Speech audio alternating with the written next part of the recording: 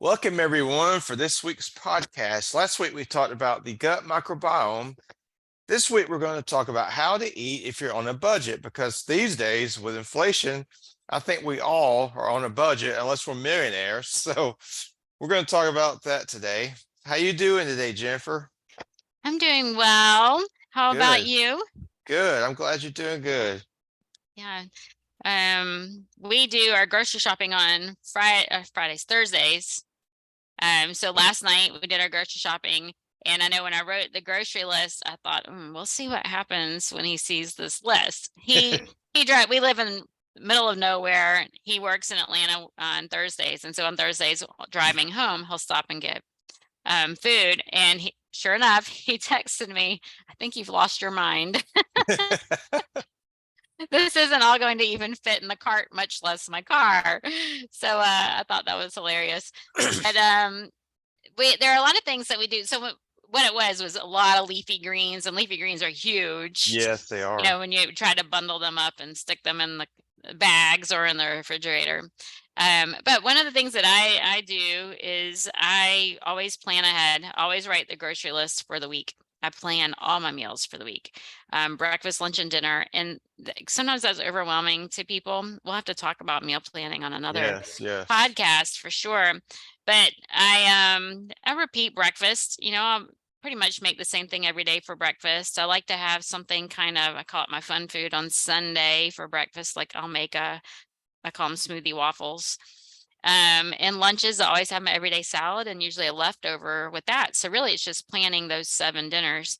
But anyway, I like to use the same ingredients. So like if I want to make a massaged kale salad, then I'll put kale in a soup and I'll put kale in something else too. So I'm buying a bunch of kale instead of, kale and cabbage and a bunch of different types of greens. I try to aim for 3 different greens a week and then switch them up the next week. So I get different nutrients and things like that. But that's just one thing that I like to do to help save, because at the end of the week, I ate it all.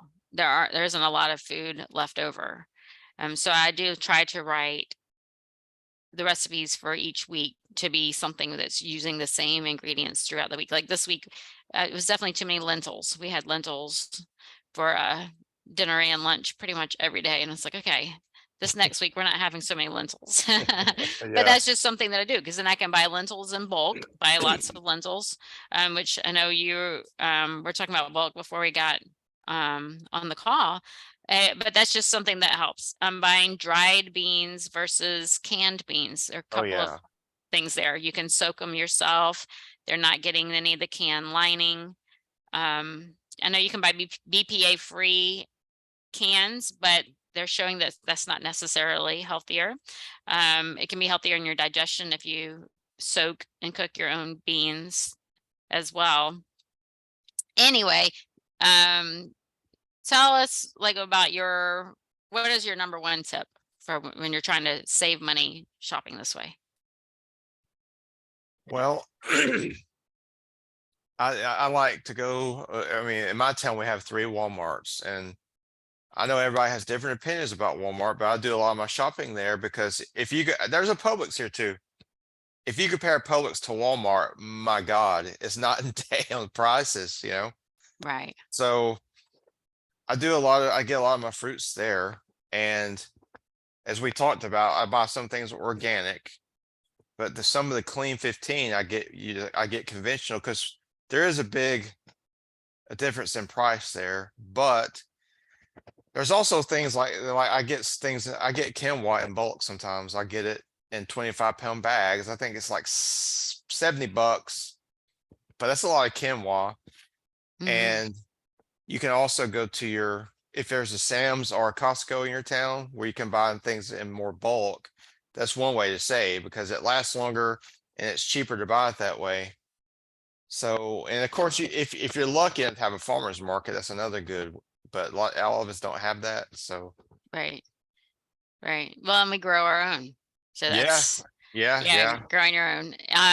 So when you buy a 25-pound bag of something like that, how do you store it? I just store it like it's on the like the package says, just store it. I keep it in the bag, and sometimes instead of having to go and scoop out of the bag every day, I'll put some into a plastic storage container and put it on my counter so I Mm, can use it. I use it a lot for my dogs too because they eat the quinoa, and so. But the rest of it I keep in the bag, and I might put a piece of a plastic bag over the bag. But I've never had any trouble with insects or anything. So, mhm. I do that too. We have a standing freezer, a separate freezer. And uh, so I'll buy like especially oat groats. I like oat yes, groats, but I buy them in the big bag from the farmer and I keep mine in the freezer, but I do double bag it as well because it's usually not a resealable bag. yeah, So I yeah. have another bag. So I'll I sprout them and I stick them in the freezer and I have my refrigerator freezer to grab and use every day. The other ones that need to be sprouted are in my standing freezer, but they are in it's a big bag. It's hard to Oh yeah, maneuver sometimes. So I was just curious how you did yours. yeah. But we do go to there is a Walmart, so Walmart is 22 miles away. We can go to that town and it's 22 miles or that town is 22 miles. But if we do, I mean, sometimes they do have their nuts and seeds. They have organic Yeah. nuts and seeds there at a good price. And so we do that and we'll buy them at Sprouts as well. I don't know how widespread. I think Sprouts is probably pretty much all throughout the US, but I'm not sure. But we buy Yeah. a lot of things there in bulk. Yeah, a lot of nuts and seeds. I think some beans. Now, when we buy beans and grains, we always buy them organic. Mm, I think I've talked about that, and they're sprayed for harvesting. yeah. And so that can be a little bit pricier, but we do buy them dry. Just like the oats, I buy the oat groats dried. They're not processed. Um, I guess oats are always dry. You don't buy any that buy Well, the any good that are thing, not. good thing about oats is the organic oats are pretty cheap. Walmart has organic oats, so. Mhm. Yes, I always look for the gluten-free, and Mhm. those are a little bit harder to find. Oh yeah. Yeah. Trying to think of what are some other things I do to save money other than combining things like I have 15 tomatoes. I actually had 15 tomatoes on the list. That's why it was like you lost your mind. 15 tomatoes, 15 cucumbers. You got a lot of work to do with that. I mean, you're talking about how you try to incorporate all your foods into your daily recipes to cut down on food waste because food waste is Yes. a big thing where we lose our money. So, Yes, so our goal, we do the bulk of our shopping on Thursdays. I plan it all out, and the goal is to have the refrigerator empty by Thursday afternoon for the next load. And we've gotten pretty good at it now because but used to be at the end of the week, there's a cauliflower still left in there, a couple of heads of broccoli, lots of fruit. And it's like, well, why did we buy, what were these for? And so it's better to me to have a plan for what you're purchasing than to just go in and buy a bunch of stuff and then every day look in the cabinet or the fridge and go, what are we cooking tonight? And yeah. using, you use what's in there, but then you still finish the week with stuff left over. And so it's better to have a plan before you buy the food. I know the same thing happens in gardening and planting. People love to go to when they're out shopping, they see plants and go, oh, I want this in my yard. It's beautiful. And they buy it and get it home and they don't know where to put it. Well, it's the same thing. Buy the food, get home, and then you don't know what to do with it. I have people post that on Facebook all the time. Okay, I bought this today at the store. Now what do I do with it? Yeah. I definitely think we need to do some talk about meal planning and like I'm not even that good at that.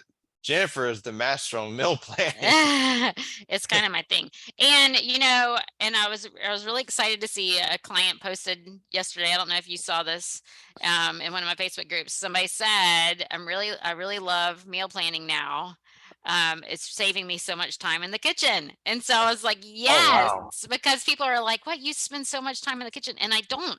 I spend maybe 3 hours on Sunday. So three Yeah. hours is a long time, but I spend 3 hours on Sunday cooking, but then I don't have to cook the whole rest of the week.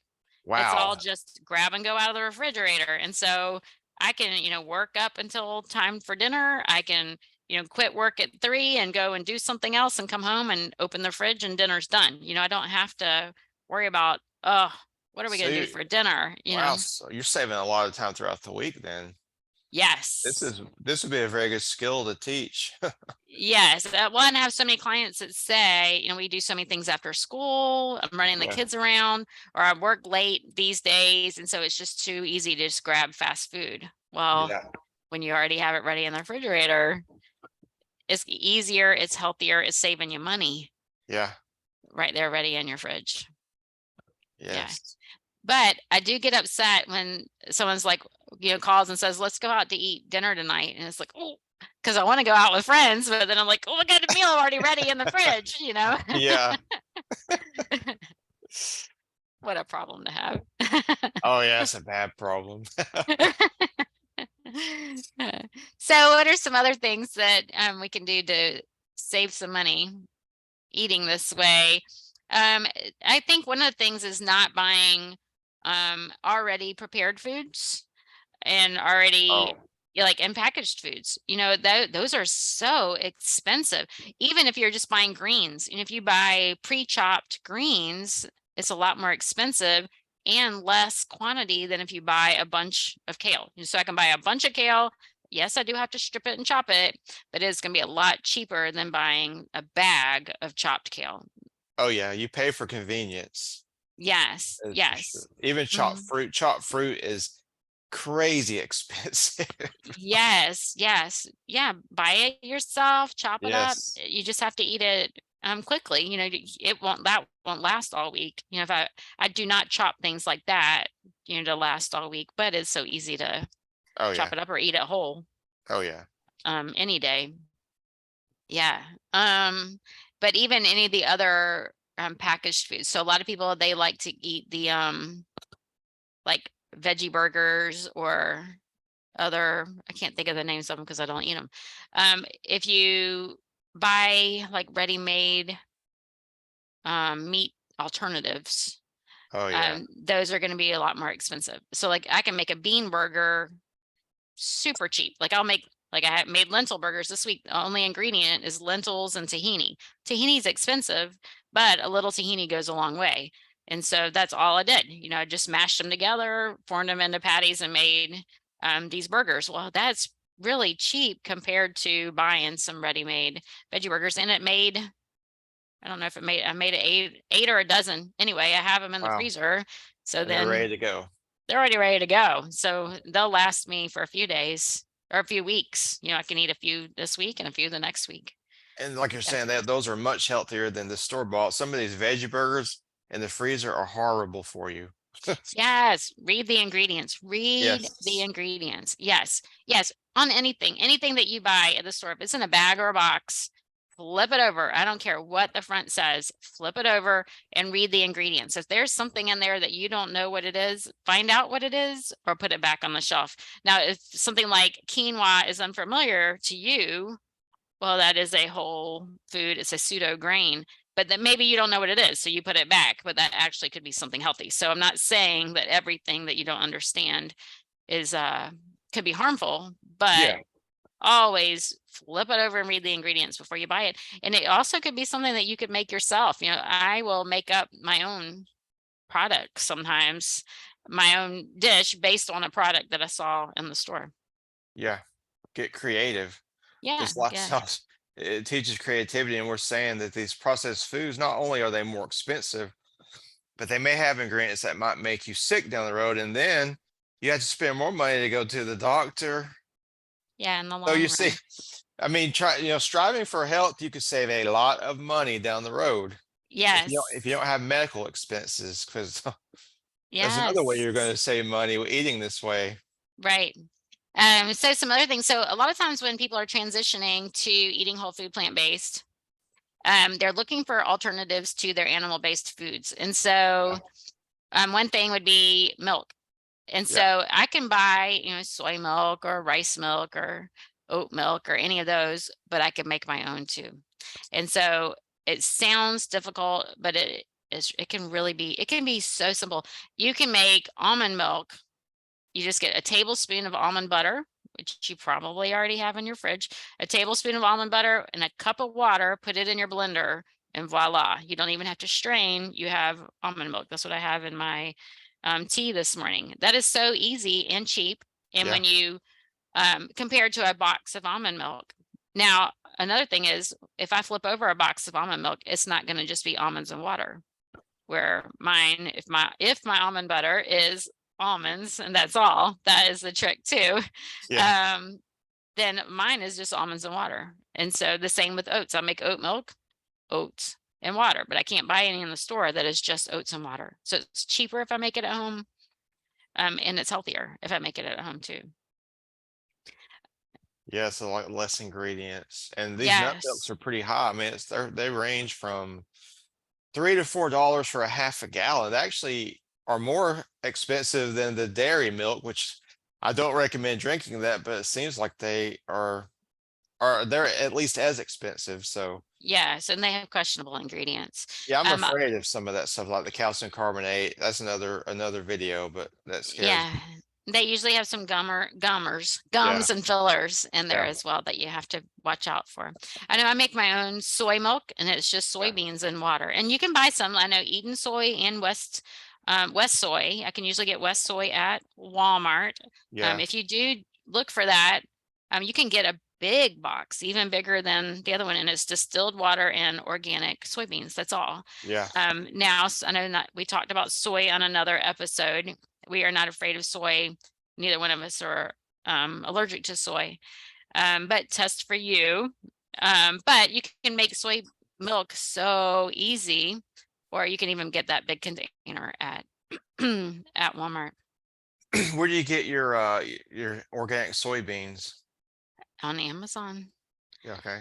Yeah, I just make sure they're organic, non-GMO, and I think it even says from the farmer, but I buy a big Oh, bag too. I buy them in bulk and I do soak and sprout them before I make my soy milk. So that's time consuming. It sounds time consuming, but it's not. So on Fridays, I soak my nuts or seeds or beans, whatever I want for the week. I soak them on Friday. I put them in strainers overnight Friday night. Some are ready Saturday. And so it sounds time consuming, but all it is throw them in a bowl, fill it up with water, let it yeah. sit. Oh yeah. Next day, pour in a strainer, rinse, let it sit. And so, Then you have pure milk. It's not there's no fillers. It's pure soy, yes, whatever you're yes. making. And it's And, cheaper. I and mean, you it's may so have to much like cheaper. save it, you may have to put a little prep time into it, but you're gonna save money and you're gonna save time. Yeah, and it tastes delicious. But you do have to cook when you make soy milk, you do have to cook it. So like that's why I use the soya butter, but you can always cook it on the stove and then put it in your blender and strain it as well because soybeans do need to be cooked. You can't eat them raw. Um, so I was trying to think of something else that I do. So dairy cheese, that's something else people swap for. Vegan cheese in the store is very, very expensive. I have not found a way to make it less expensive either because I use the nuts and seeds and those are expensive, which is why we buy them in bulk.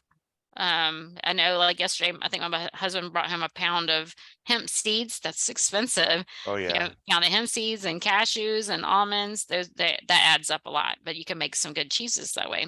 And when you make them at home, they're cleaner, but we're talking about budgets today. If you're looking for alternatives to bacon or I don't know, sausages or hot dogs. I know a lot of times people will buy those plant-based items in the store. They're gonna be expensive.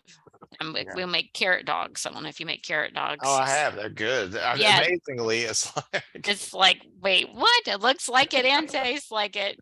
uh-huh. Yes, and so a carrot, whole lot cheaper Oh yeah. than a meat alternative in the deli department. And then we can talk about, so we talked about veggie burgers, but what about, they're so gross to me, the plant-based burgers or the grown burgers. I don't even know what they're called. Are you talking about the Beyond Meat or the Yes, yes, yes, yes. yes. Uh, Those are yeah. pretty gross. If you've been off meat for a while, those are pretty gross because they smell and taste like meat.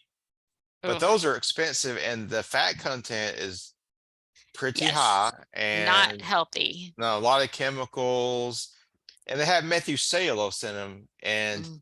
That does not digest. I've had them before, and they will sit in your stomach for days, it feels like. Oh, wow. You might remember Yeah. David was talking about that when we went to in Utah. David Christopher, Mm, he bought one from Hardee's one day, uh, and he said it was in his stomach for 3 days. It blows you up. It's just like mm, indigestible. So yeah, I didn't mean to go on that yikes. topic, but yeah, No, but yeah, I mean, those it's just not gonna, you're not, if you're switching from eating hamburgers every day to a Beyond Burger, you're not gonna save any money and you're not gonna improve your health either.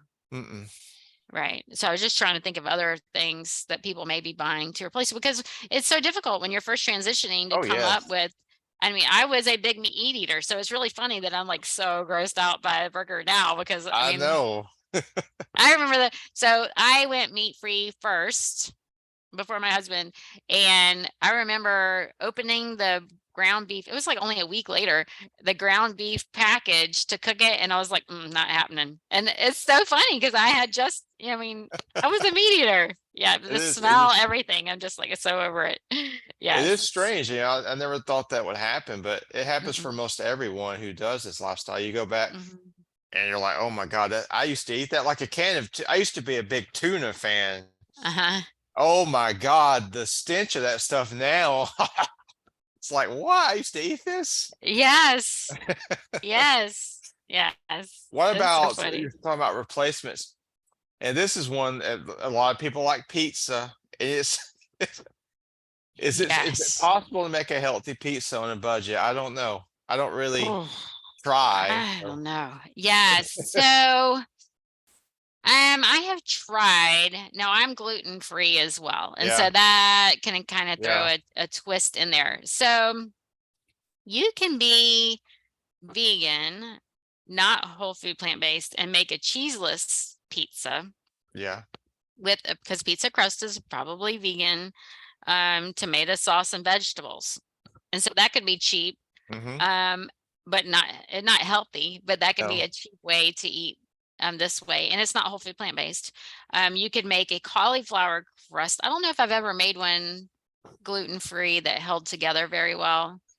I do make them with buckwheat, Oh, but buckwheat's pretty expensive. But I do yeah. buy buckwheat also in a giant bag. I think it's, I don't want to name brands, but on Amazon you can get gluten free, organic, a lot of grains actually on Amazon. Yes, a good Um, resource. yes, and so I do buy the buckwheat groats and not processed buckwheat, but I do soak them and I'll make bread, and I'll make bread, pizza crust and things like that. So that's not that expensive if you buy a big bag. And it sounds difficult, but it's really not. If you soak, you only need to soak buckwheat for like 15 minutes. Oh, It starts wow. to get gelatinous. And so you just soak it for like 15 minutes, and then you can grind it up. You can even ferment it if you want like a sourdough. Yeah. Yeah, and it really, you don't even need any other ingredients, just the buckwheat and water and the blender, and you can kind of make a dough. So there's a crust, and then tomato sauce. I make my own because sometimes there's ingredients in the Yeah. tomato sauce I don't want. There's usually sugar Hmm. in tomato sauce. But that's pretty easy, but that's easy, so a buckwheat crust with tomato sauce, and then whatever veggies you like, olives, peppers, onions, mushrooms, load it all up. You just don't have the cheese unless you make a nut-based cheese, which is not going to be cheap. But Yeah. I have seen cheeses made with potatoes and carrots. Yeah. Um, Yeah. Yeah. Uh-huh. yeah, and so that could be a cheap way to make a vegan cheese. I've Yeah. I've made those and they're pretty good. Yeah, I'm trying to think. There's somebody. It's somebody's name. Somebody's Uh, awesome cheese sauce. Kathy's or what's his name? Firsttimevegan.com. no, never heard of that. He is plant-based and he has a lot of sauce recipes. And that's one of them. It's like potatoes and carrots and I don't know, onion powder, garlic powder, I think some nutritional yeast. Yeah, It's not yeah, many ingredients. It's pretty good and it gets thick, like yes, so if yeah. you were to put Almost it on a pizza, it would be pretty good. be pretty good. Yeah, Mhm. so that would be a good. Yeah, so we just came up with a cheap way to make a pizza. Oh yeah. Yeah. Yeah, We need to and a try that. lot healthier A lot, than yeah. a frozen store-bought pizza or one that you order from a restaurant or something. Yeah, it's because we do like to go to Your Pie, which I just said I'm not going to say names, but It's highly processed crust. You can get gluten-free. They even do gluten-free in the back, like a separate from everything else. And you can get it with no cheese and sauce, but it's something like $15 for a personal Yeah, yeah, they're high. pizza. Like Mellow Mushroom here locally, they have a gluten-free vegan, but it's like, I don't know, it's like 10 inches and it'll run you $20. So Yeah, like, yes. Make it at home if you're on yeah, a budget. Yes. yes, you're gonna save money and it's gonna be Yes. better. Yes. Much healthier, right? Hmm. Good Yeah. transition. But like I Yes. said, I don't really even try to make pizza anymore, but I've been doing this for years. So Yes. Well, I'll make a raw vegan pizza with the buckwheat or with buckwheat and seeds. sounds good. Yeah. Yeah. But that's not cheap at all. Oh no, no, Not good for a budget. not good. Yeah, it'll break your budget. Yes, yes, that's our splurge meal. Anyway, do you have any other tips? So we said buying in bulk, using ingredients throughout your meals for the week, making sure you plan ahead so that you Mhm. eat everything during the week, you don't waste any food. Shop at the big stores, Walmart, Costco, Sam's, make sure they're organic. If you are buying, I even shop on Amazon. I know a lot of people are anti-Amazon, and I'm sure there are other ways you can contact farmers and buy direct from the farmer. You just want to make sure that any grains or beans are organic, which is a little bit more pricey. Beans that are dried, they sound difficult, but you just want to soak them. And remember what I said, soak them. You can soak them overnight and then rinse them really good, put them in a strainer during the day, and then they're ready to cook that night when you go to cook them the next. So you had to plan ahead. Tomorrow Yeah. night we're gonna have beans. Tomorrow night we're gonna use this. So that's the only thing is thinking ahead. Did I leave anything out?